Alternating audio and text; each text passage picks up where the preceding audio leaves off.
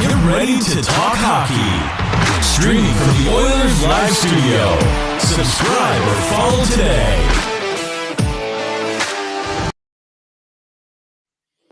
Hey, it's Michael here, Oilers Live, for another Wednesday edition of Oilers Live, 9 p.m. Mountain.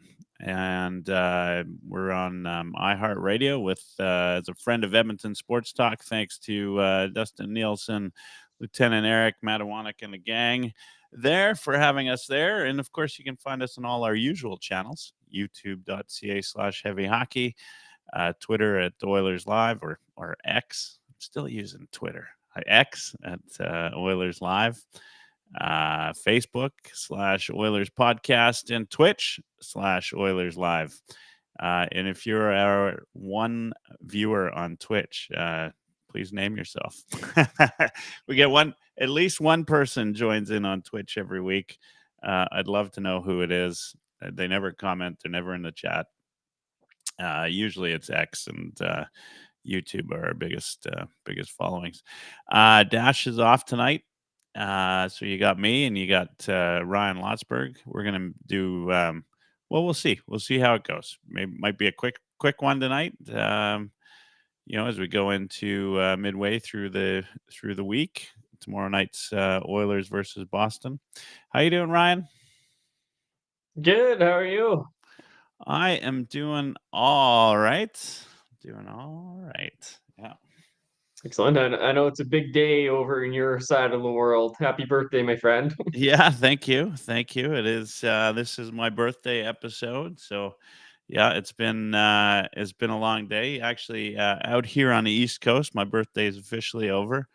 I'm into the next year already, but out there, of course, in oil country, I'm still enjoying a birthday. So maybe I'll stay on mountain time for the time being. Yeah, you get a couple hours extra tonight. There you go. Hours extra. That's why I'm doing the show, just so I can enjoy just a couple of hours of birthday time left. So we're last week. We had 3 games between last Wednesday and this Wednesday. Really kind of like what I thought was maybe the 3 toughest games of the year for Edmonton, going Minnesota and then, of course, Vegas. So not just like Minnesota, but in Minnesota, where the Oilers haven't won forever. And then Vegas at home, but not just Vegas, but Adin Hill in net. And then Monday Night Prime against the defending Stanley Cup champions Florida Panthers, who you were hungry, to say the least, having been shut out to the previous 2 games. And the Oilers on Prime were yet to score a goal going into Monday night. Oilers come out 2-1. Thank you, some stranger. Oilers come out 2-1, which, I don't get them right all that often, but I called this one. I thought, but I was kind of wrong in my thinking. I just thought the Oilers would come out flat again offensively on Prime. How many goals did the Oilers score? 18 goals in 3 games. Right? That was a 7 against Mini, 6 against Vegas, and 5 against Florida. Yeah, that's yep, 18. Yep, it's not too shabby. Not too shabby. That's all right. Yeah, 2-1. But hey, you know what? The Oilers lose 1 game, sloppy game, 6-5 game, sloppy game, but still a fun game to watch from my vantage point. Anyway, I enjoyed it. It's fantastic as a fan. Oilers fans are looking for a rebuild. How about you? Where you sit? Like it was a sloppy game from both teams, not just the Oilers, but you know me well enough to know I'm never a sky is falling kind of person. I wish we would have played a little bit more solidly. Could have scratched out a win, but Florida's probably thinking the same thing too. They were like, that was way closer than it needed to have been. So, no, I don't think we need a rebuild. We played 2 amazing games against 2 high-quality opponents right before that. Like, not just Minnesota, in Minnesota, division-leading Minnesota, right? And we didn't just beat them; we took them down. Like Yeah, we dismantled them. And yeah, Vegas was 8-1-1 in their last 10, I believe. It was like they were just as hot as we were coming into that game. absolutely they were. We were up 5-0 in that game. Like tore them apart. So what's this? Does this tell you in any way? I mean, like, look, I mean, everybody, well, everybody that listens in regularly knows I've had my moments with Stu Skinner. But like, look, one game, it was a tough game for him. It wasn't his great game. Wasn't all his fault. But does this team need a different goalie to get to the next level? No, and as much as I hate to agree with Dash on a lot of points, the one thing that I think he's right about is that Skinner tends to play to the level of the team in front of him. And like, yeah, an elite number one goaltender is gonna steal a couple of those games for you when your team isn't playing their best. But if the Oilers play well in front of him, Skinner's fantastic. Like there was a 5-game stretch where he was at 947, right? Like that's Yeah. an insane save percentage for a 5-game stretch. It's a small sample size over the course of a season, but like 947, that's pretty good.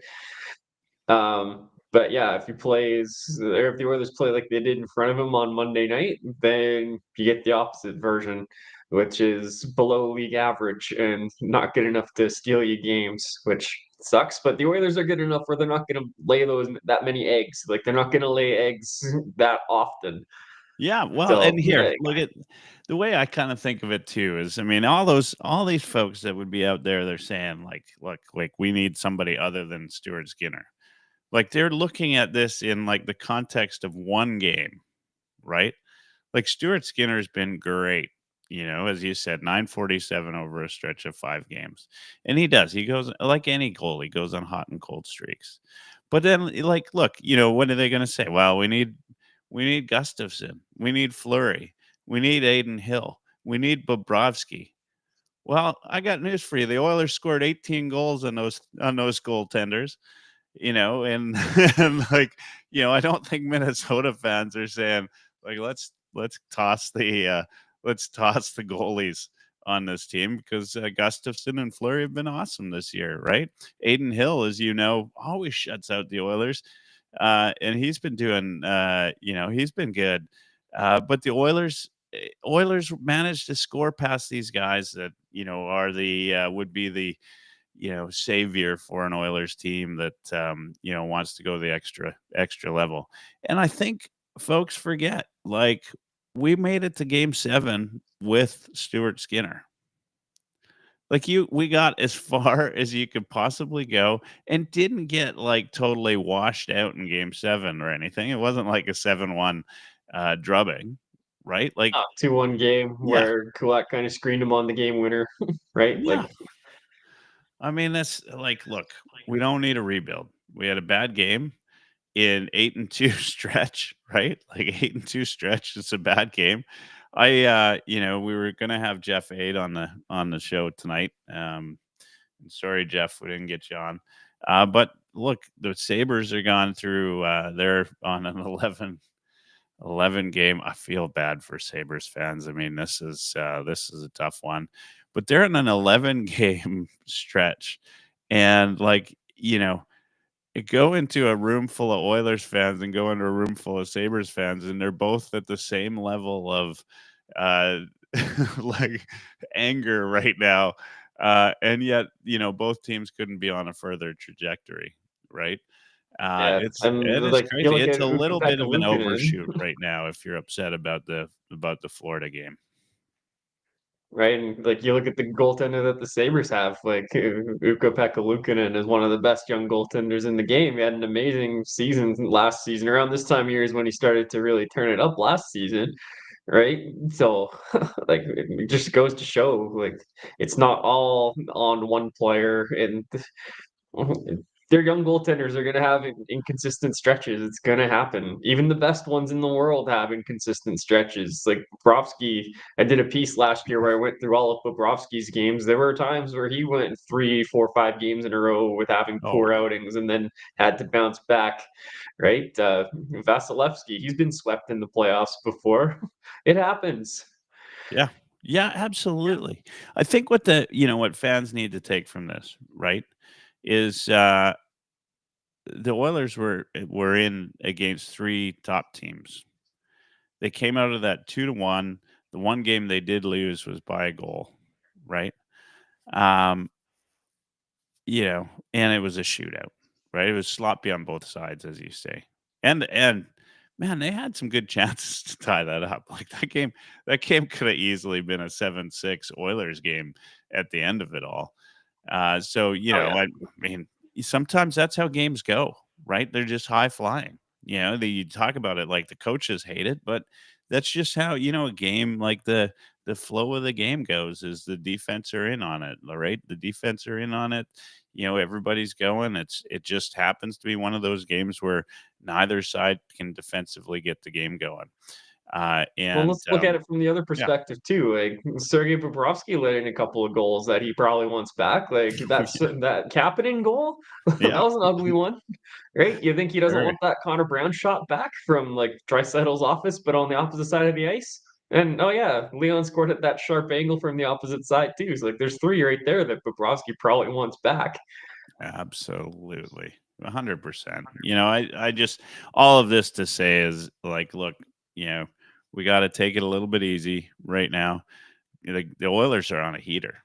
I don't care that they lost 6-5. These guys are on a heater. Like 18 goals in 3 games in the NHL. Like, tell me And the that's puck's not. going in for him now. Yeah, puck's going in. PDO is going the right way. Everything's just going. Everything is coming up aces. Skinner's going to have the game back. I've actually look. I wouldn't have said this at the beginning of the season, but I like the way the defense is playing. They're going to have lapses in a game. A game is 3 periods for a reason, right? Like it's there's a flow of the game. That Vegas game, take out the second period and it's a whole different game, right? Like that's all Oilers, right? So it just that's the flow. I watched Boston and Calgary yesterday, right? Like that was it was a good game. Calgary is probably one of the hardest working teams in the league. Hate to say it, but they're probably one of the hardest working teams in the league. They were all over Boston for the first half of that game.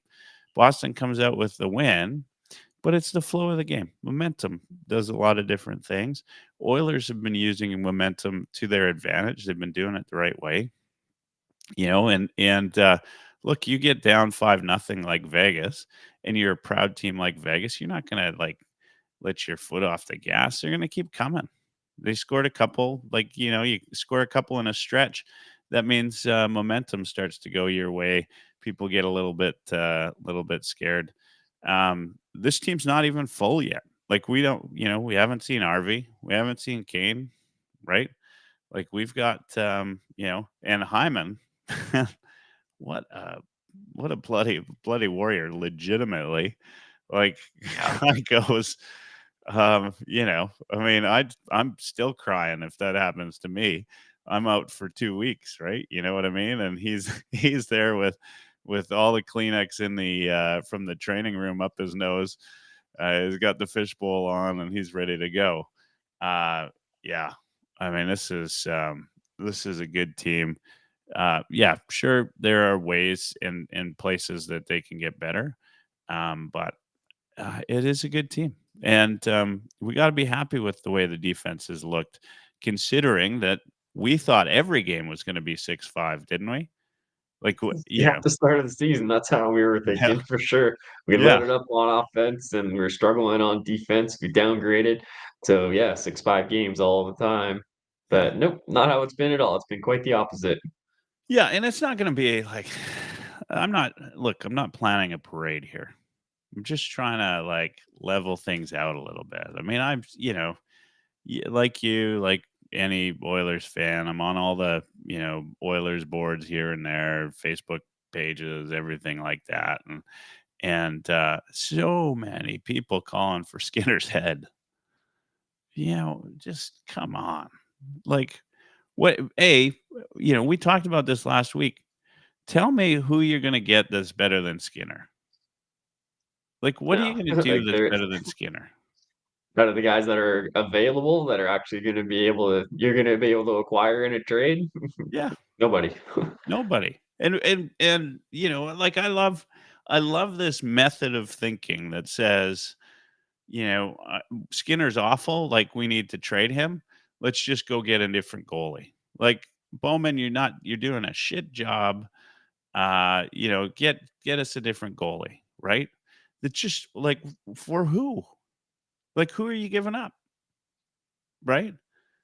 Like I get it. I get that, you want to, look, a lot of teams want Connor McDavid. Who are they giving us for Connor Go out and get a Connor McDavid, right?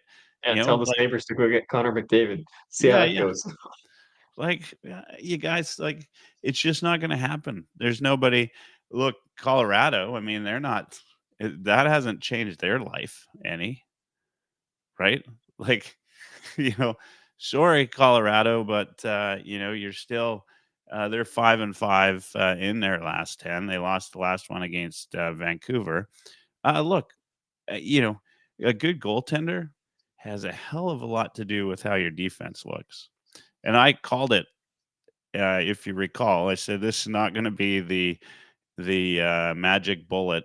Maybe their goaltending's been a little bit better, but Colorado's defense lacks a lot, and they're still going to be in this 5-5 stretch for a little while yet.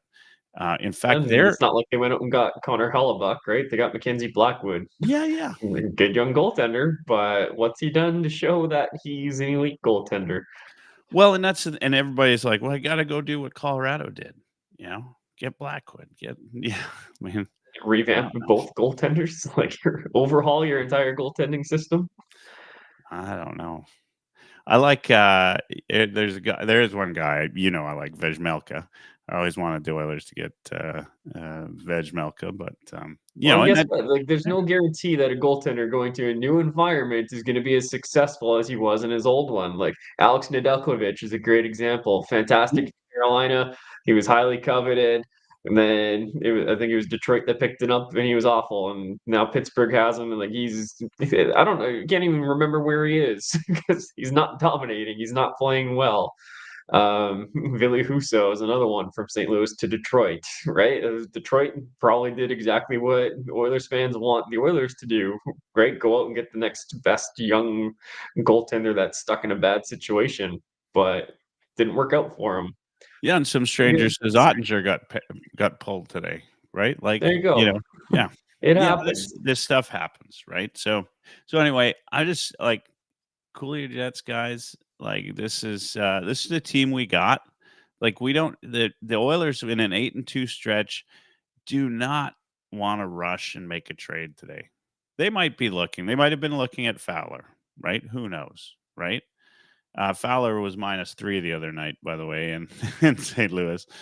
Yeah, Um, I'm glad they avoided that one. yeah, yeah. I mean, we talked about that. The Oilers are talking about Fowler. But like the Oilers are 8-2 in their last 10. They just beat, Minnesota. They just beat Vegas, right? Two teams that but they didn't just like beat them too. They trounced them, right? They trounced them. Nobody thought the Oilers were going to go in and trounce Minnesota. They didn't just beat them with 7 goals. They beat them. Minnesota only got one. They got this one of the best scorers in the league on the team right now, and they got 1 MVP goal. candidate. Yeah. Yeah, Kaprizov's no slouch. Guy's pretty damn good. They got 1 goal there. So, yeah, Oilers are a good team. They're finally starting to play to their level. This is a good time to talk about article you just put up and what everybody's talking about right now. 100 games in, right? Knobloch. Tell me, like, what are your thoughts? Like, what is he and how much does he affect how this team is playing? Like, what level? I mean, and all of this to say, I'm curious on your take.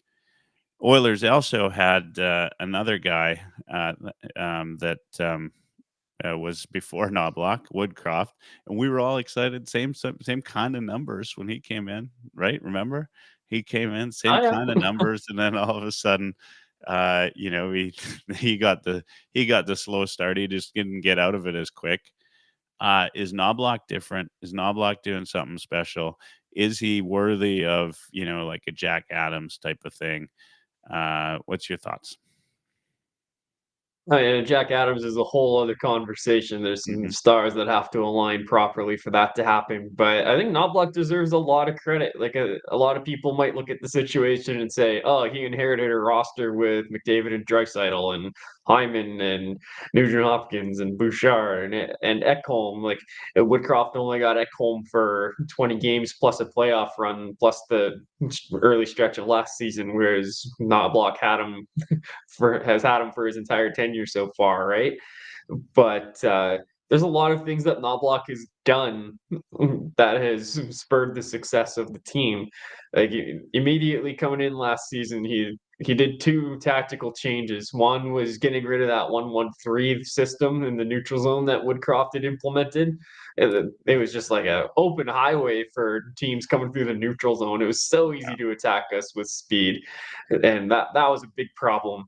Knobloch went back to the old 1-2-2 that they had been playing before Woodcroft made that change, and lo and behold, things started getting better. The other one was the zone defense change, right? Woodcroft was doing this box plus one idea where they had one person aggressively going Yeah. after the puck carrier, and it was a wide box to try to create turnovers on the wall. But then Knobloch comes in and just condenses the area that they had to think about covering. There's a higher emphasis on the slot. That's where they're creating their turnovers rather than along the wall. And lo and behold, the team defense got a lot better, goaltending improved, and they started rattling off wins. Yeah. It's not just that either. It's like the little lineup changes that he made. The big thing that he did, he put together the Nuge, McDavid, Hyman trio. That was in the Carolina game, the game right before they went into Washington and beat them 5-0 and turned their season around. Right. So I think that's just the greatest example of him having his finger on the pulse of the team and being able to make those little in-game adjustments. So yeah, I think Knobloch deserves a lot of the credit for this team's success in the last 100 games. Absolutely. Like don't get it twisted. Yeah, of course the players are the ones on the ice executing things, but Knobloch has had a lot of influence. Yeah, yeah, absolutely, and like, it not just Knobloch, let's talk about the whole staff, right? Like, the whole staff has come Yeah. in, they've really changed things. I love, you talk about lineup combinations. Knobloch is not afraid to go back to the nuclear option if he has to in a game just to kinda get things going, but I would love to see. I don't know if you've done any numbers. I think he's used it a lot less than any of the coaches have, since it's been an option. Like he goes to it only when there's nothing happening in the game, and that ability to have two lines running.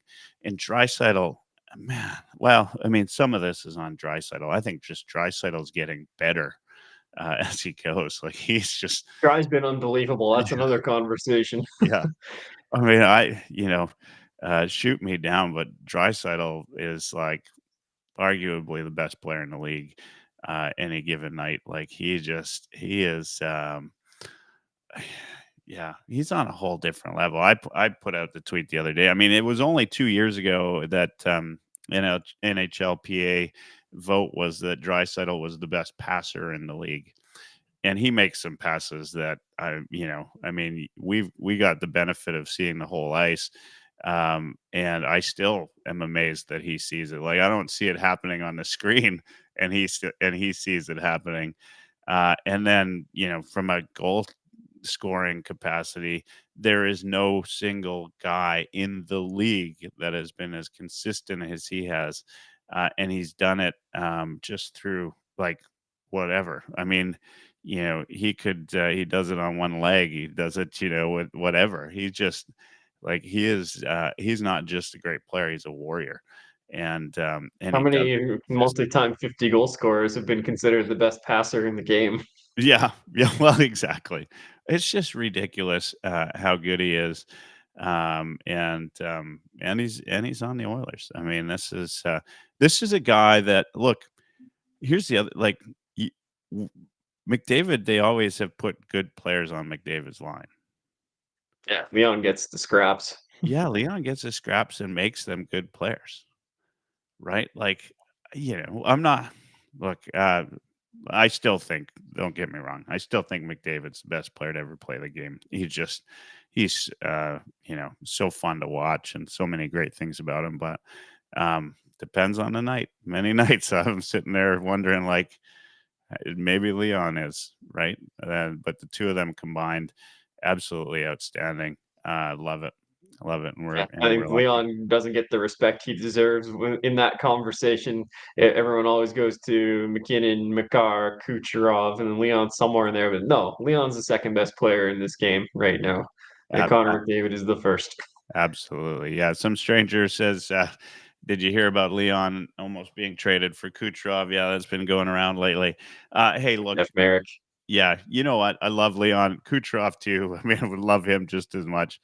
Uh, Kucherov's also a very special player. Just a guy that seemingly finds guys that you just don't see until they're on the puck. Like Kucherov actually is probably more like Leon than he is like McDavid in some ways. Like big guy. He's not as like McDavid's just flashy. Some of the things McDavid does just astound me. And guys like Kucherov and Draisaitl, they do it a little bit more quietly. Like you almost don't see them doing it, and then all of a sudden they're in or they're past or they're. Yeah, Kucherov's a pretty special player. I don't think Oilers fans wouldn't be complaining either way, but I'm just happy we still have Leon.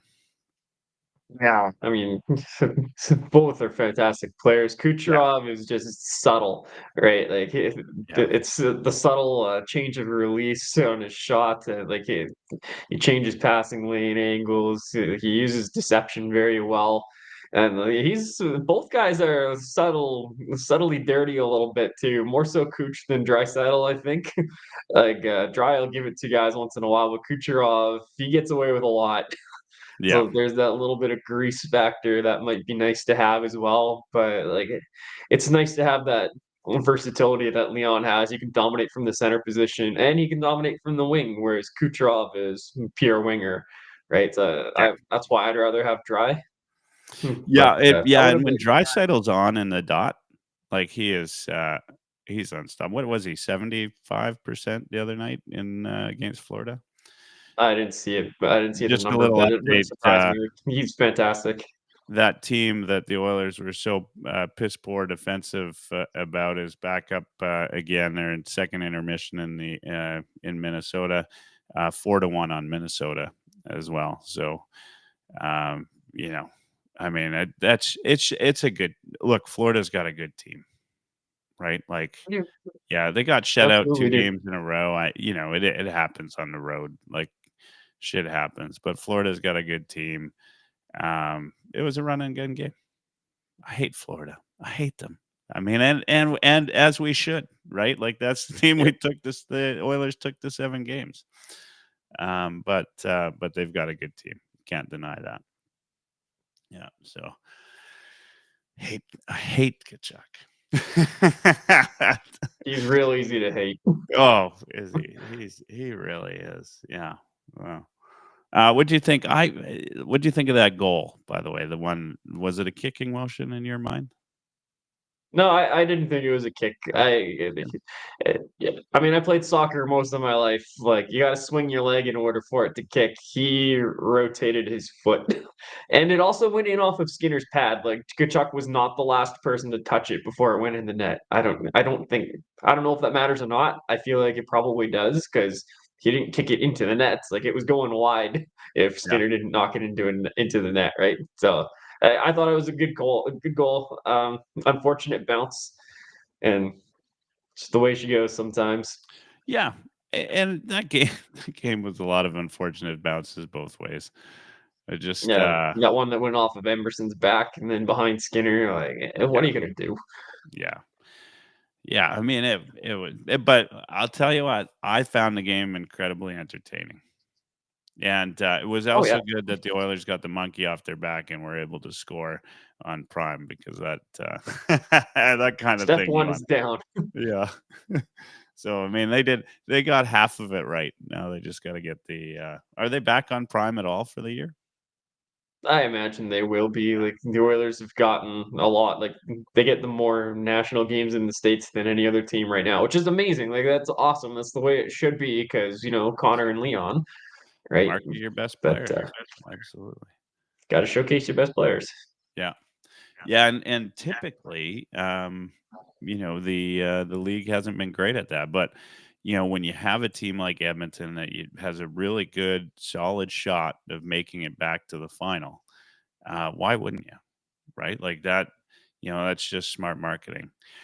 And I think that, yeah, I think they miss out on a lot of opportunities. The league, but It's just like the NFL, like they cater to the teams with the biggest followings and the cities with the biggest populations. Like those are the ones you see on primetime broadcasts all the time. It's no different. Like we see the Penguins and the Blackhawks and the Rangers and all those teams, right?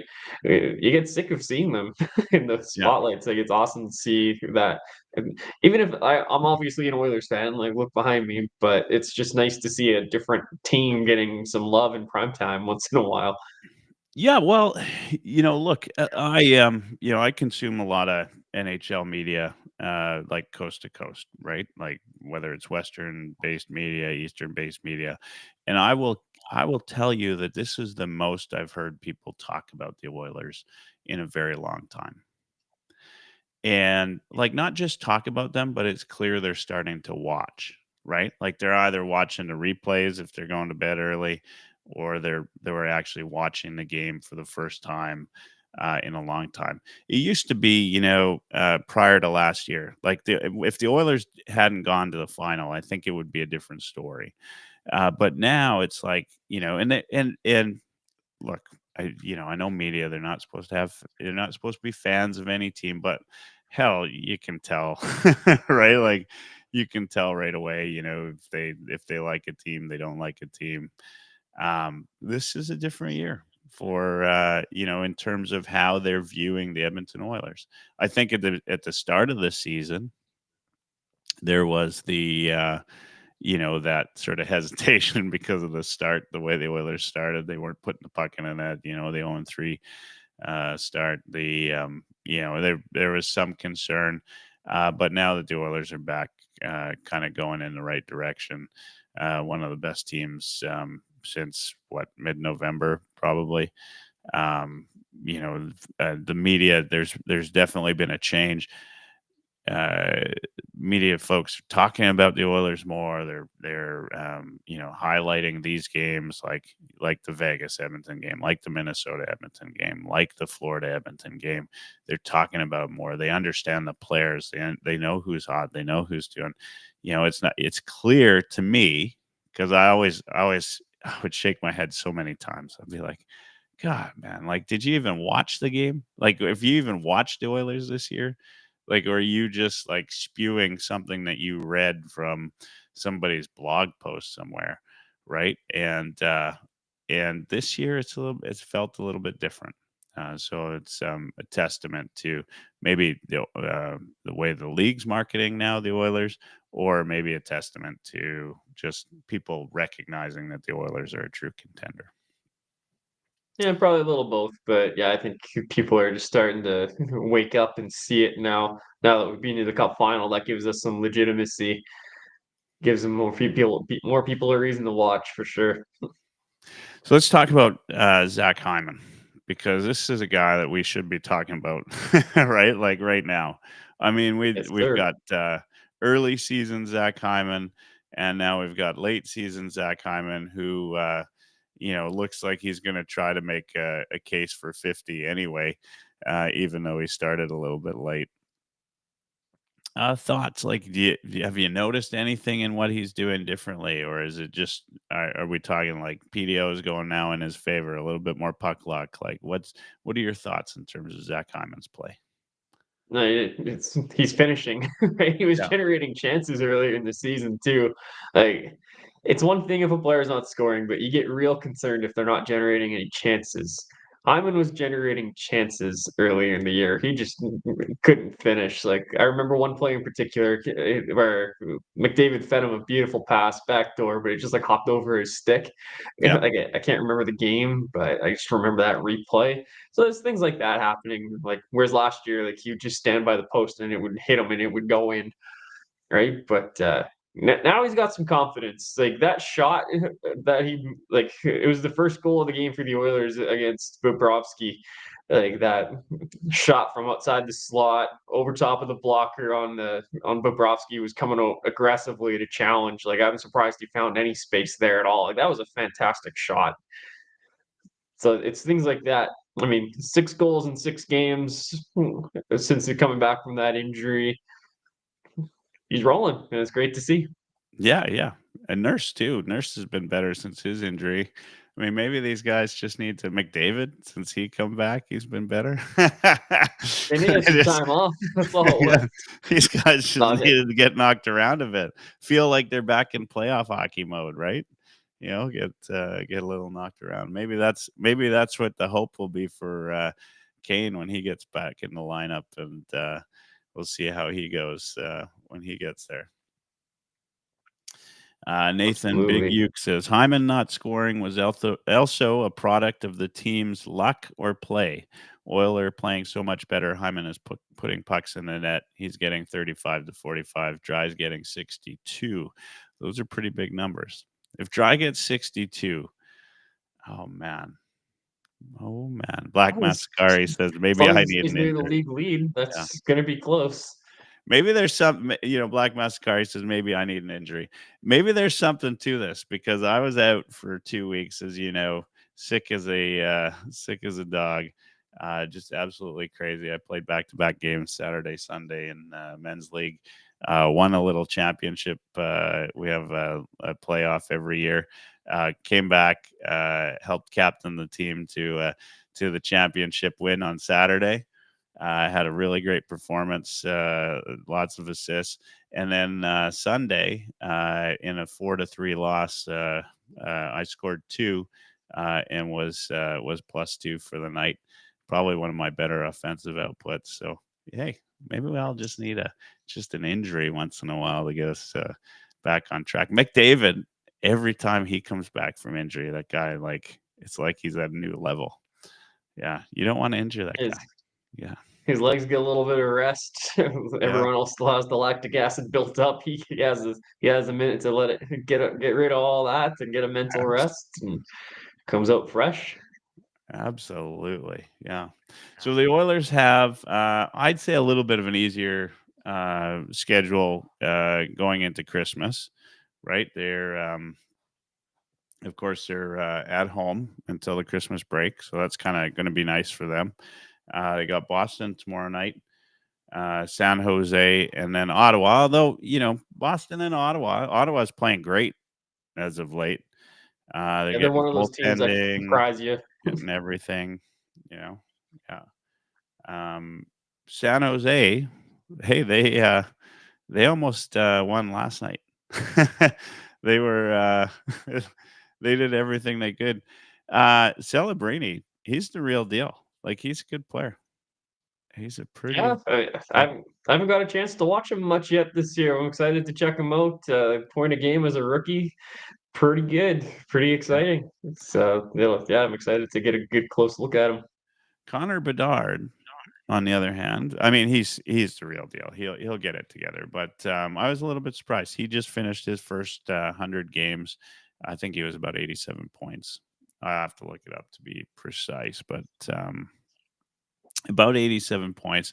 The one thing that I guess when you get, everybody goes, and we get this kind of, uh, maybe more of a focus because we're Oilers fans. We got Connor McDavid, but anytime somebody new comes to the league, they're always going to be compared to Connor McDavid, right? It's just like before, prior to Connor McDavid, it was, insert generational player there. Maybe it was Sidney Crosby. Maybe it was, whoever.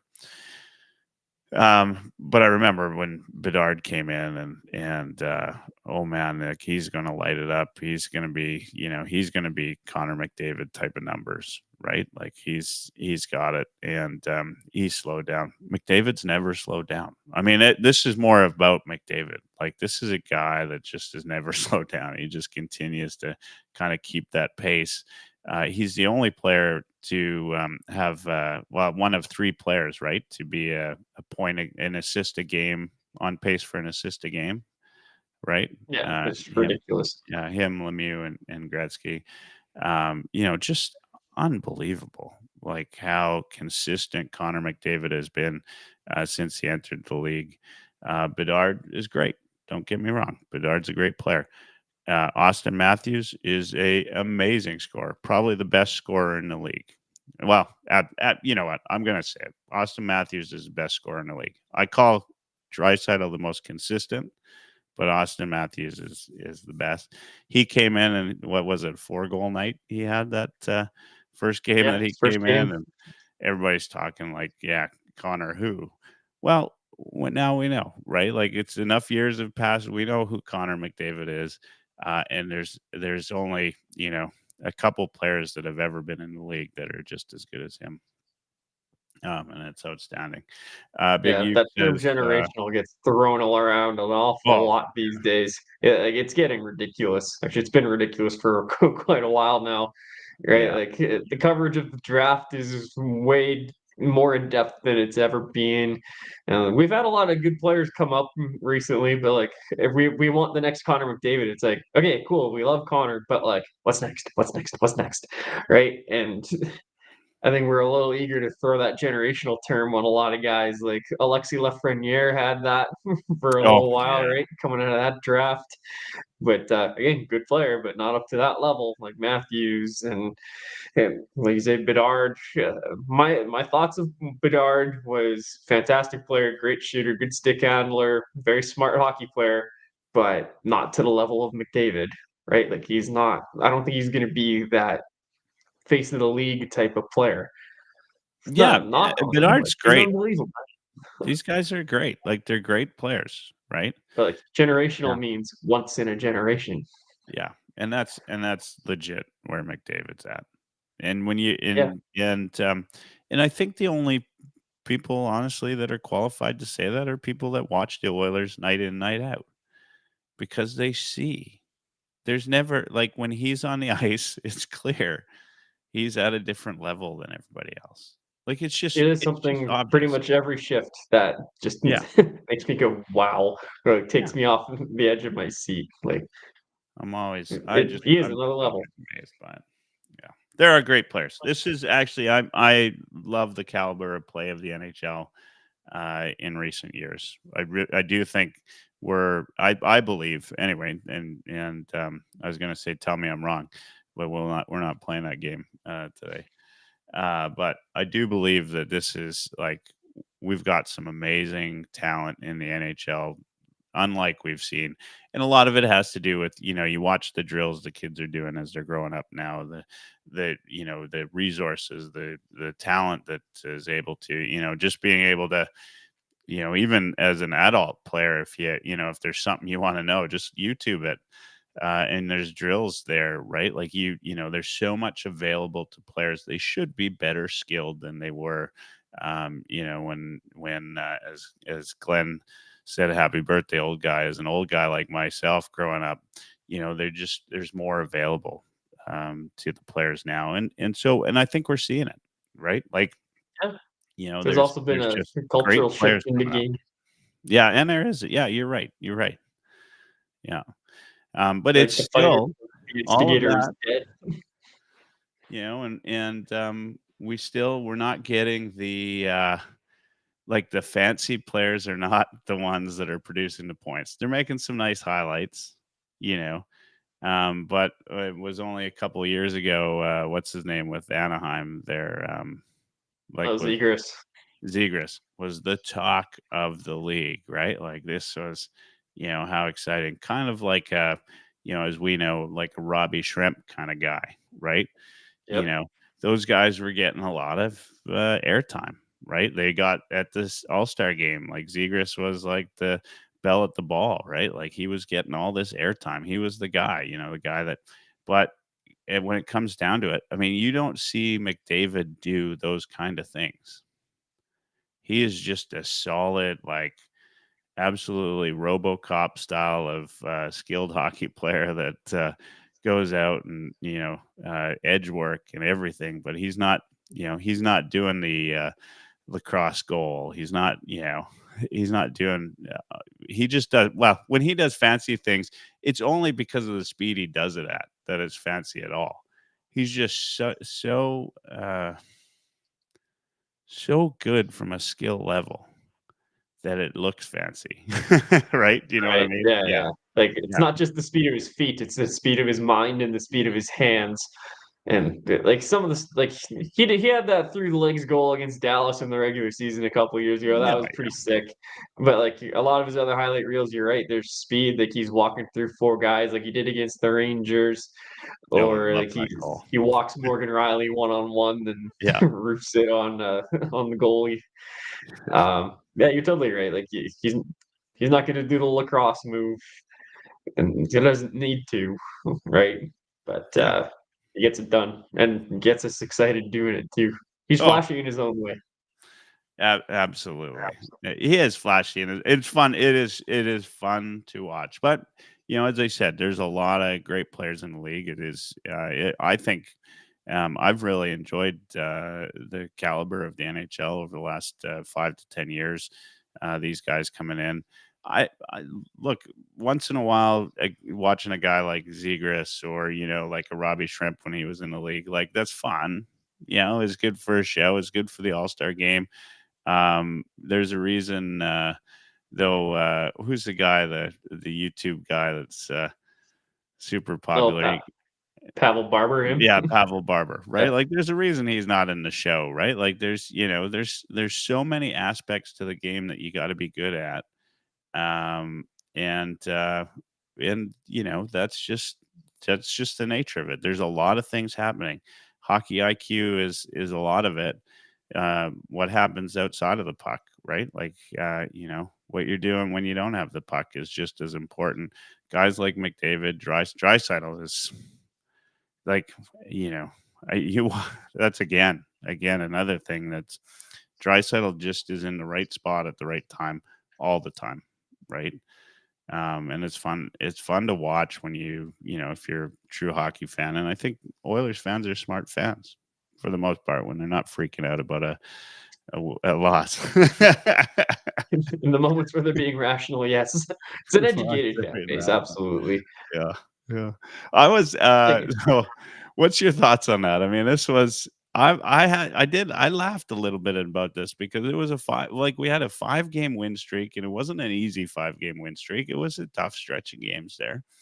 And then you lose, 6-5 to arguably one of the best teams in the league, a team that a lot of guys still think are going to go to the Stanley Cup final. Like, what does it worry you at all?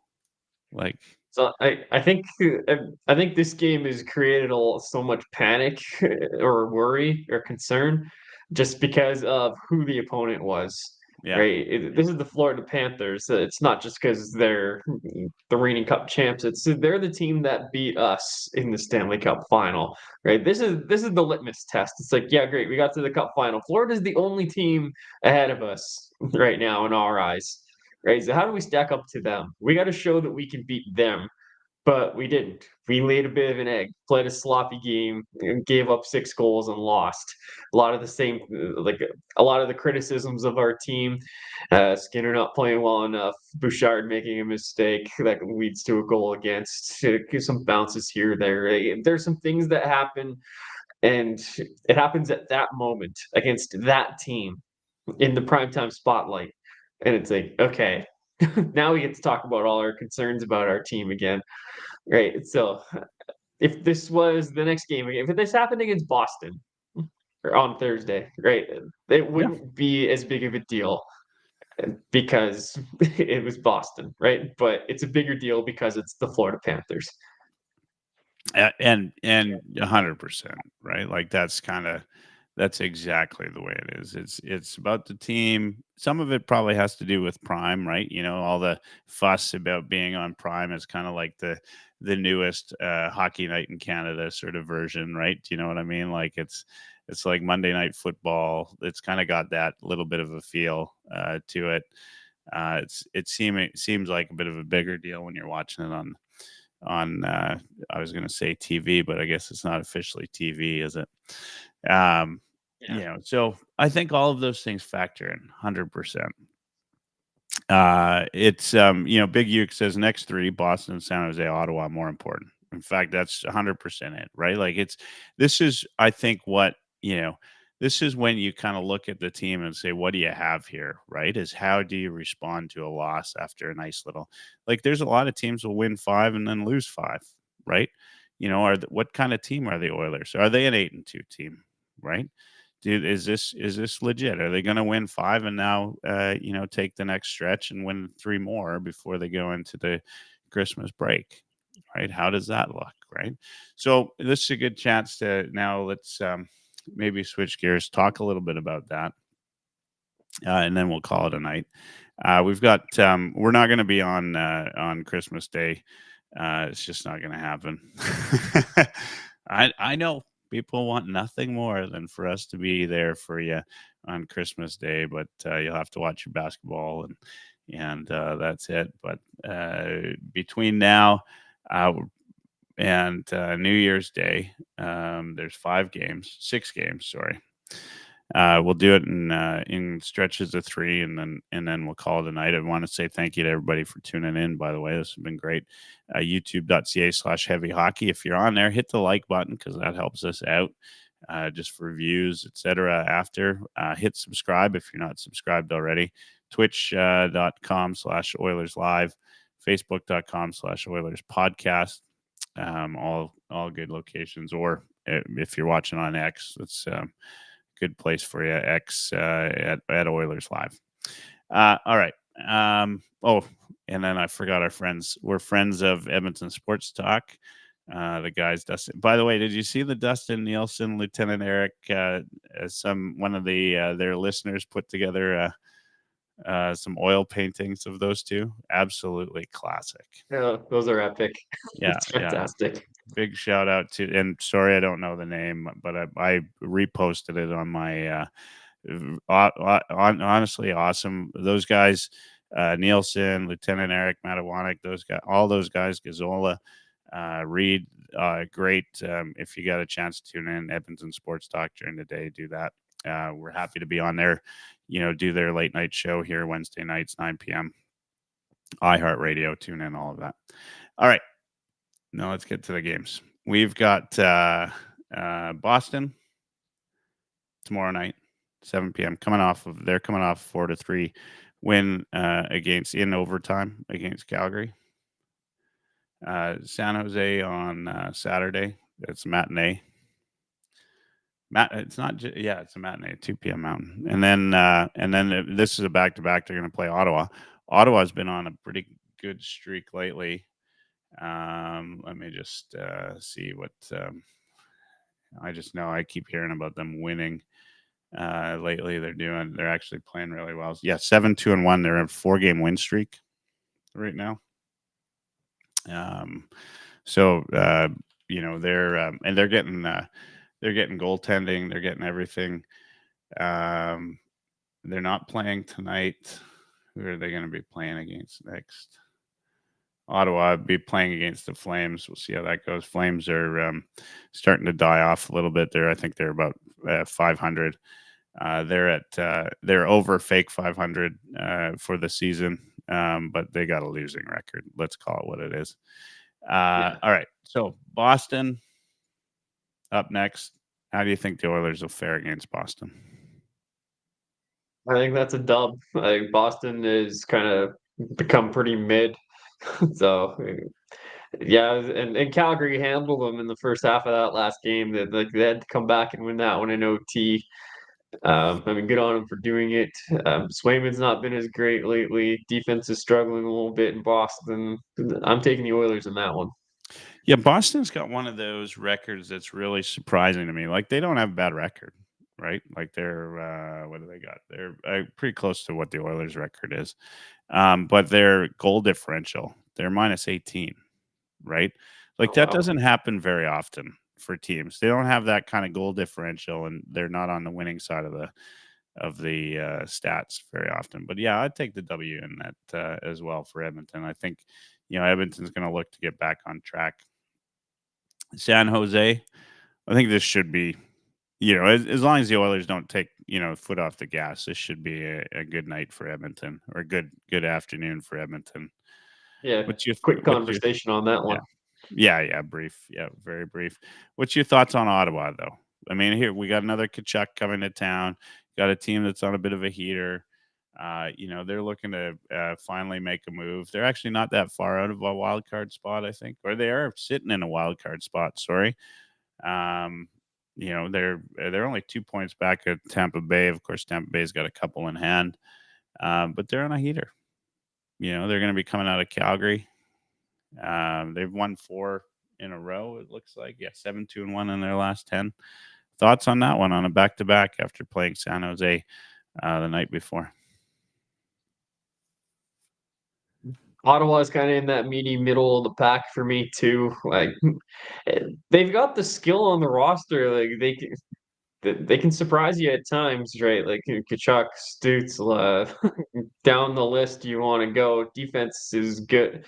They're young, but they got some good players there too. Shabbat, Sanderson, and I like Zub. I've always liked Zub, and Allmark is starting to play well. But guess what? All good things come to an end. That heater's going to end eventually. It's going to end in Edmonton on Sunday. Yeah, and let's take the quality of opponent in that heater too, right? Like just looking at their last stretch there, they starting in December, they had Anaheim to start, and then Detroit, and then they beat Nashville. They lost to the Islanders, beat Anaheim again. Probably the biggest win would have been their win against Carolina. They had a 3-0 win against Carolina. So they're playing middle of the road teams. You got to win those games. Last year, that was kind of the knock on Edmonton when they went on their big long stretch, was the type of team. They weren't playing the Vegas Golden Knights and the Minnesota Stars and all those guys in that stretch. You might say the same about Ottawa for this little stretch of 7-2-1. It's not, they're going to be, and they're also coming on a back-to-back as well. By the way, they're playing Vancouver the night before. Yeah. Travels or back-to-back's not going to be a factor. They'll have traveled. We won't have minor factor, right? But I take the Oilers there. Yeah. So I'm going to take before the break 3-0. How about yourself? Yeah, I mean, this little stretch here, 3-0. I don't know who they got coming up to New Year's, but yeah, well, so that's the next thing. So they've got the Kings, Anaheim, and then Utah after the break. So they got 5 days off. I've we'll just quickly skip ahead to that. I'll maybe say what I think, and then you go ahead. Kings are actually surprising me this year. I didn't think they'd be where they're at. They just kind of seem to hang around, year after year. I do not be the least bit surprised if the Oilers are playing the Kings in the first round this year. And then do not be surprised if every pundit in the league says, "Oh, well, the Kings can't lose to them every year. This is going to be their year." We'll see. And so but I don't know why anyone would say that. Oh yeah. That's, wait a second. Wait a second. Who said that? Let's Kings, Anaheim, Utah. I'm gonna say the Oilers go 2-1 there. Just because it's after a break. They got a back-to-back, 2 matinees back-to-back. But I kind of think they'll beat the Kings. I bet you they lose to Utah at home on that Tuesday, on New Year's Eve. Yeah, at this time of year, there always seems to be something that makes you question life as an Oilers fan. It makes you question your existence a little bit. And losing to Anaheim would probably be that, but I feel Yeah. like we're kind of past that, playing down to the terrible teams. Like, I think we've matured beyond that now. The Kings are playing some really good hockey. Like, they're one of the better defensive teams in the league this year, and the Oilers are running hot. They'll get real hot or real cold with the goal scoring. So I have a strange feeling that the Kings will pull that one out, and then we'll beat Anaheim and Utah. Nice. All right, so we're both going up until the end of the year. I guess it's 5-1. That'd be a pretty decent stretch for the Oilers. And probably what's crazy is this is probably their easiest stretch of games in December, right? Like the last stretch, which they went 5-1, was certainly a lot harder than this stretch, I think. Oh yeah. Yeah, I mean, you had, and again, folks, like, look at the games. Like, I'm just looking at the Oilers' schedule in front of me right now, right? Like, how the Oilers won games. It wasn't the same every night. 2-1 win against the Lightning, right? 7-1 against Minnesota. That those two were a little bit high flying. Vegas and Florida. 6-3, 6-5, right? Like the loss 6-5 on that side, the other side, but 4-2 against the Blues, who had something to prove. I thought, if I was worried about the Oilers like letting in some extra goals, I actually thought it'd be against the Blues. Like I thought Holloway, some of these guys, they want to come in and do something, right? But the Oilers, Yeah, I thought they were gonna lose that game. yeah, the Vegas game, they didn't deserve a 1-0 result, right? Like they played a great game, right? And so then to come back and have a 6-3, that's just the way momentum flow of the game happens. Sometimes you're going to get the odd 6-5 kind of crazy thing. All right, if you're in the chat, what are your thoughts? Last 6 games of the season, we got 5-1. I've got Big Uke says, I got a strong feeling the Oilers are going to be playing 6-3-1 or 7-2 hockey for the rest of the season. Probably pretty close. Yeah. I mean, I think I said last month, I said if the Oilers are 6-3-1 for the end of the year, they'll be a playoff team, right? Yeah, I'd winning say, 2 out of every 3 yeah, approximately. I mean, Knobloch had a 640 win percentage or in his first 100 games, so it's pretty decent sample size now. So, yeah, that's probably close to what we can expect. yeah, yeah, yeah. I think so.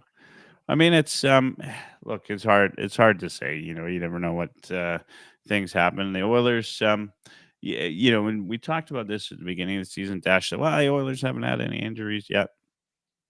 Well, they're getting them, but they're still, they're finding a way through, right? Like they've had more injuries this year than they've had in previous years. Um, It's been big names too, yeah, like Connor's been out, Nurse has been out, yeah, Bush is banged up right now, Hyman missed some time, Arvidsson's missed a bunch of time. Like, these aren't insignificant players. yeah. It's good. Like it does show. I think it was Glenn in the chat earlier. Said the biggest difference is the maturity of this team. Yeah, they're playing like they know they can win every game. A lot of players have been saying they're a mature team, right? Like that's just exactly how this team's playing. And you don't have a team that wins games with injuries if you don't have a level of maturity, right? You just, next up, everybody's got to do their job, play a little bit harder, do the little things that matter, make the proper adjustments. It's all good. Big Uke says Black Masakari says 5-1 at least for the next 6. Big Uke says 4-1-1 at a minimum, but could see 5-1 or 6-0. I mean, I could see 6-0, 4-1-1 even. That's yeah. But I would say though that if they didn't come out of this stretch of 6-4-1-1, they missed an opportunity. There's some teams here that are should be wins. To your point, Ryan, like they, as long as they're through that that playing to the opposition type of mentality, right? You got to go in and just let San Jose know that, they're San Jose, right? Yeah, like Yeah, San Jose and Anaheim are the only two where it's like, okay, you gotta win those 2 games, right? yeah, Every other one, both results are very much plausible, right? Like yeah, I said, Ottawa and Boston are pretty mid, and they are, but a mid-level team can still take down an elite team any day of the week, right? It's just you play the odds long enough, and it's not going to happen as often as an elite team beating up on the mid teams. yeah. Yeah. Yeah, absolutely. 100%. I look at the schedule, and their January is a lot easier than the December. So, That's good. this you look at I mean, I have to actually do the numbers on it. There's obviously you got Minnesota, you got Washington and LA. Washington's a big surprise this year, but they're killing it. I'm sure Pittsburgh fans absolutely love that. They but they've got a lot of the teams that are below them in the standings, teams they should win. January should be a little bit easier for them. So we could see a 7-2-1 sort of 6-3-1 type of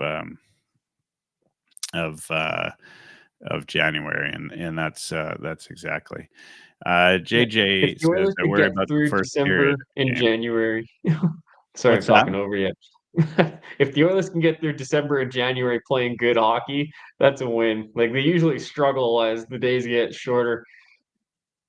Yeah, absolutely. Yeah, and I think I mean it was January where they went undefeated last year, right? Yeah, it was. Yeah, yeah. No, I mean, I would if they did that this year. Look, I mean that would be something else. Plus, it's a pretty full January, right? Like yeah, they're other than the last week in January, they've got 3 games each week, 3-4 games, so it's going to be a full month for them. So if they can get out of that though, like 7-2-1 type of stretch, or 6-3-1, I think that'd be pretty damn good for the Oilers. All right, I think that's where we're going to end it today. Um, Thank you to everybody. We had a really good showing on X tonight. Lots of people tune in. That's good. YouTube, thanks to all the regular listeners. Saw some stranger, Big Uke, JJ, Black Masakari. I know Black Masakari. Thank you for tuning in. I know you usually watch the recording, the odd time you get in live into the chat, and I appreciate you. Appreciate you doing that, Glenn, all the folks. Again, thanks to the Edmonton Sports Talk guys. You're going to see in early January, because we're not going to be on. I don't know if we'll be on New Year's Day yet. We'll see. It is New Year's Day. It's not New Year's Eve, though. That's kind of the big one. So there's a good chance we'll be on in 2 weeks on New Year's Day. If we're recovered from New Year's Eve. That's right. Yeah, if we're recovered from New Year's Eve, we'll be back. But yeah, thank you to everybody. So what you're going to see though in early January, we're going to put the Heavy Hockey Showdown registration is going to be up and ready. People can start fundraising, getting ready for the game. Get your training regimen, your eat your rigs in the morning, do your 50K runs, those type of things. Like just get in shape. Good little dryland training, and we'll get the teams together. Start that March 15th is the Heavy Hockey Showdown this year at Rogers Community, the rink, the downtown community rink, which is at Rogers or attached to Rogers. It's going to be a lot of fun. As it always is year over year. We hope to raise just as much money this year for the Sexual Assault Center of Edmonton. And Just as much, not more, Michael. Come on. if not more. Yeah, we did. I mean, it's a big year last year. So if we can get back to that or more, then that'd be great. I'd absolutely love it. I'm going to give you the last word tonight. And thank you for coming in. Sorry we were a couple minutes late. And we're going to be done a couple minutes early. So, yeah, just like every work day. Just all like right. your favorite coworkers. Yeah, everybody. Thank you, guys. Merry Christmas to all of you. Happy holidays, whatever it is you celebrate.